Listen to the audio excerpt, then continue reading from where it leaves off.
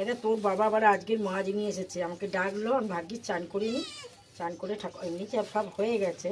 এটা কত বড় বড় কই মাছ এনেছে, দেখ কি বড় বড় কই রে।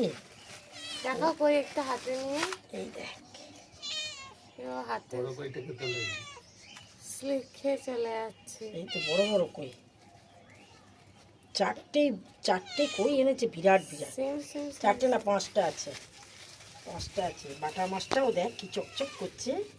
কদিন ধরেই বাটার কথা চিন্তা করছিলাম যে এখন রাঁধুনি ফোড়ন দিয়ে বড়ি দিয়ে ঝোল খেতে খুব ভাল লাগে। এই সময় তো গরমে ঠান্ডা ঝোল, সবসময় ঠান্ডা ঠান্ডা, বেশি রিচ খাওয়াটা উচিত না এখন।